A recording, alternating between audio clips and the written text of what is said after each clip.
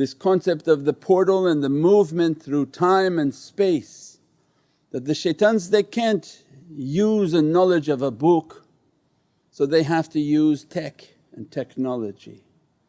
They have to make a device and begin to manipulate the time fabric, to manipulate the energy and the movement of energy. And Allah is teaching, God Almighty is teaching from the time of the Prophet Sulaiman that the one whom had the knowledge of the book was able to, by the speed of thought, bring the throne of Shiba, Bilqis. Shiba is the kingdom, the queen is Bilqis. By the speed of his thought, it says by the time your eyes opened he completely copied it because he can't steal for a prophet. An immense throne that they say is unbelievable in its description and how it was created and made by stone and marble that it looked like water. Created and put it all in front. By the speed of thought he opened that power, because the one whom has knowledge of God has much more power than a machine or a freet and shayateen. It's just God hasn't opened that power for the servant yet. But the potential is immense. So when we understand portals, now read Qur'an to understand the science of Qur'an on what Allah, because then you understand how much Allah loves you. He's guiding you. When Allah love is not that strong for you, you're like in a dark hole, you're ignorant. As a result of your ignorance you're actually very angry, and as a result of your anger you're like on fire. Then you know you're distant from God because you're a fiery person. So it means you're not knowledgeable. Ignorant people, they're distant from the Divine. What they've done, how they act, what are the circumstances of their existence creates them to be ignorant.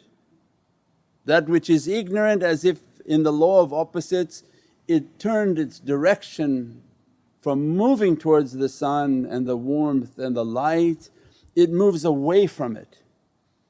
And as a result of its ignorance it becomes very angry because all is darkness, doesn't understand anything. And anyone in darkness bump their head, they get angry a couple times, 3 times, 4 times, very angry, very fiery people. But once you move towards the light, you're no longer ignorant. The light illuminates your soul through its dreams, through its hearings, through these channels, through these teachings. It's a food and a nourishment for the soul. As a result of these lights and enlightenment, they become content, they have good character, and as a result the fire of ignorance within them begins to diminish and the knowledge has power and illuminates. And they call themselves illuminati, but they're actually naughty, they're doing bad things.